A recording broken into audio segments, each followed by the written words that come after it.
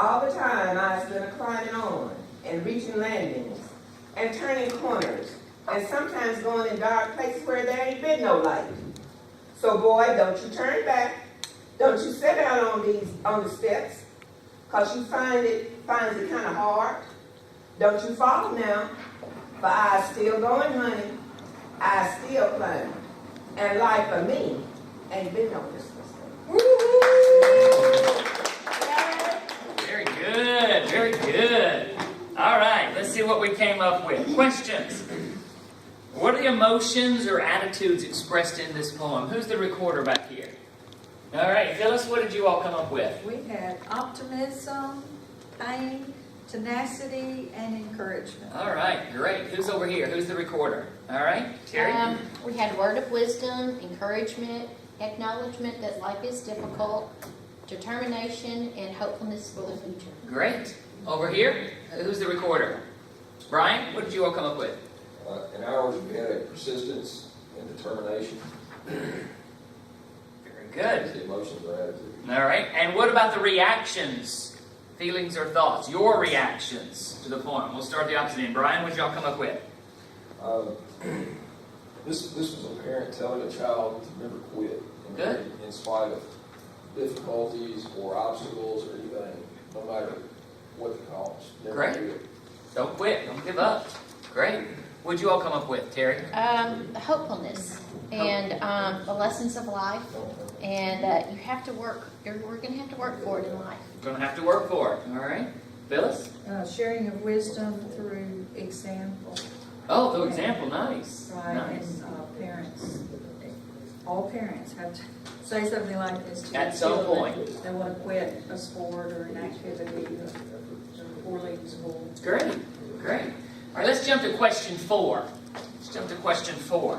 What's the poem saying? Terry? Don't give up. Life is difficult sometimes and hard, but you can achieve success or you can reach your goal. Brian? Life is not going to be easy all the time, but it's always worth living and pursue it. Very good. Back here. And keep climbing even though you have to climb through darkness. Great. All right.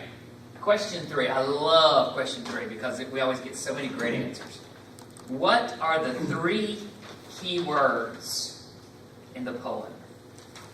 Terry? Only 3. You only have 3. Well, we have slashes. I've heard that before. Why are the dashes important? The slash, well, for example, we Oh, you mean you made them into 2 words. That's we cheating. made 2 words. 1/2 Okay, words. go ahead. We'll see what you come up with. Okay, climbing / stairs. Okay. I guess climbing from the stairs. So you're counting that as 1. Yes. I counted And as 2, the but it's light, the light / dark, okay. and hard. Hard. Okay. So you took it and made it 5 words, but that's okay. Yes. I think it's put some slash in there, and we're going to do our own thing. All right. What did you all come up with, Brian? Don't turn back. Don't turn back. All right. Back here. We had life climbing crystal. Life climbing crystal. Excellent.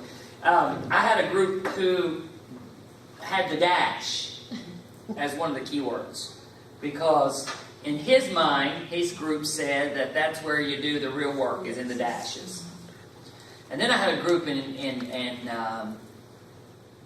South Carolina that I love this.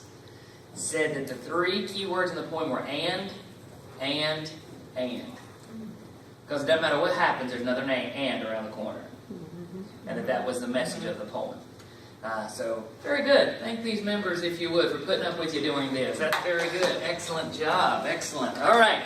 So, the reason we do this activity, no, we're not going to. We're going to wait for 4 hours. The reason we do this activity is just to show you about the different roles and utilizing roles in an individual accountability situation and how utilization of roles can help up the individual accountability. All right? Now, we're going to talk about the third element. We're racing quickly, guys. We've got time maybe for one more big activity. We're racing pretty quickly. We've got positive interdependence, how you structure it so that all the group members depend upon each other. Individual accountability, how you structure it so that every individual pulls his weight or her weight. Then we've got what we call social skills. Social skills. And the social skills are just that. The skills that students need to function in groups. One of the things that we very quickly learned is that a lot of our students don't come to us with those requisite social skills on how to work in groups. You know, we hear lots of negative comments, negative body language. So let me ask you, is it our job to teach social skills? Because I hear this from time to time. You know, my job is to teach math. My job is to teach history. My job is not to teach social skills. Is it our job to teach social skills? You're sending them out in the world. They've got to be able to get along. Job skill. It's a job skill. Why else? Why else are we teaching them job skills or social skills? Besides just that, why else are we teaching them social skills? Let me ask you, Pearl. You work with the GED population. How are their social skills? Not that good. Not that good. Yeah. What else? Just a member of society. Sure. A society member, a family group member. And it's a part of citizenship A and civic- civic. Yeah. Civic responsibility, citizenship. You bet. I would further argue that if we don't teach social skills, then we're doing our students a disservice. And that a good way to practice the social skills is with cooperative learning. So we'll talk a little bit about that. One of the things that you'll find with social skills is that you've always got a student who loves to take over. Who is that person who's in charge and kind of wants to do it for everyone. We'll talk about that. Let's look up here.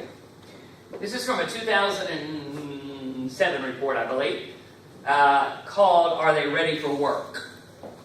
Which of the following basic skills do you think that America's employers consider very important? So somewhere, on a sheet of paper anywhere, I want you to rank these. How do you think America's employers would rank these?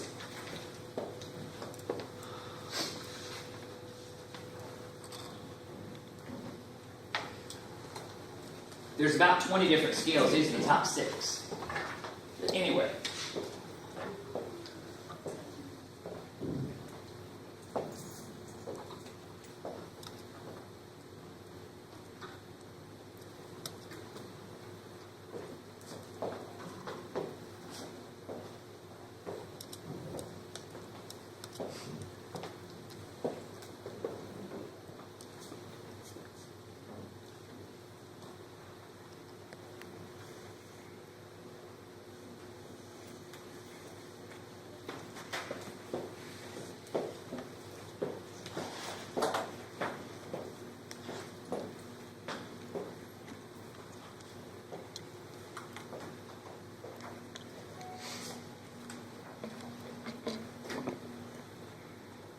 Got them? Yes. All right. Thank you, Kirk. All right. All right. Let's see. So we haven't used. Let's get with our 1 o'clock partner and compare your rankings, if you would please. Find your 1 o'clock partner, compare your rankings, and convince the partner that you're correct and he or she's wrong.